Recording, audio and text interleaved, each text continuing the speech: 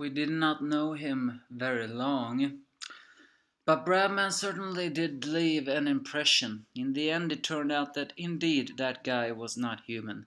He was a demon, but apparently not an Aetherius. He was a person with magic barrier particles that connect to the underworld, where he could use all the curse power of all the 9 demon gates, although he technically only used 3. I know what a lot of people thought about this chapter. A big disappointment, but for me, it was heartwarming and awesome. In the fairy tale chapter 487, first off, we get a little sexy cover of Levy with her hips. She may not have much boob, but her hips, now that is sexy. Also, apparently, we get some Fire Brigade of Flames has apparently been so popular that it's now gonna release a crossover with Fairytale. No wonder I like reading Fire Brigade of Flames. Either way, in this chapter, Brandish and the co tries to negotiate with August, but August of course refuses. As Brandish asks what God's Serena is, August just says he's here with me.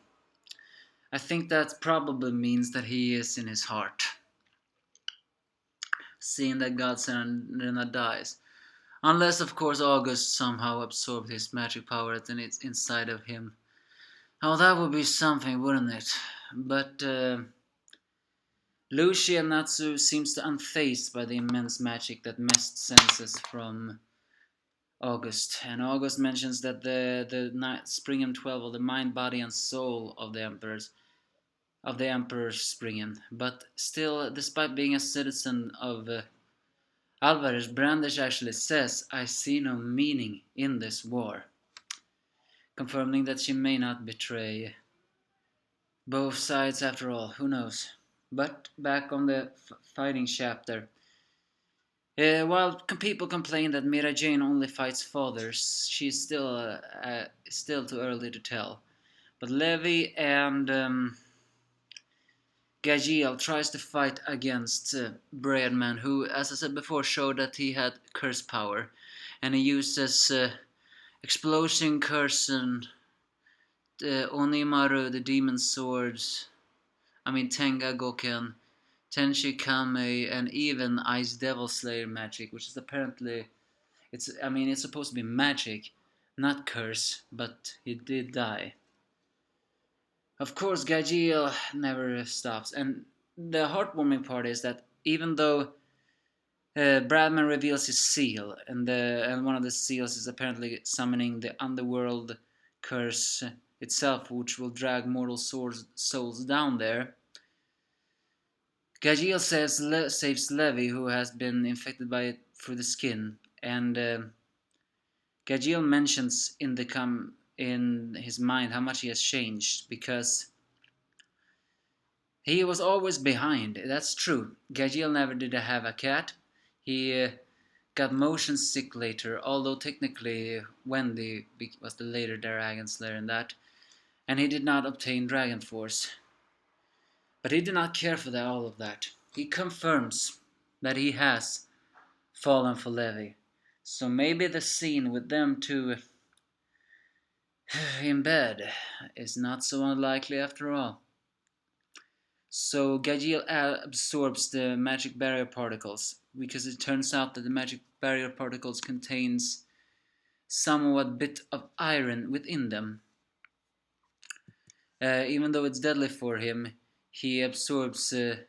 It seems that we skipped a chapter, but Gajil finally enters his Dragon Force, and let me just tell you, I feel his Dragon Force is the coolest looking yet.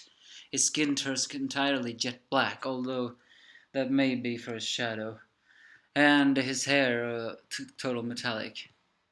So he metabolized the minical iron present in the magic barrier particles and digest the poison. And so he can hurt Bradman, and it turns out that Bradman actually is pretty weak if you can hurt him. And with all of his power, Gajil triumphs over Bradman. But before Bradman disappears, or what? Oh yeah, I think that was him. He summons his last tentacles, which will drag Gajil, who takes Gajil to with him. I shall die without a price. Thou shalt accompany me for eternity. And judging from the way next week's chapter is called, one cannot help but think, is this the end for Levy and Gajil?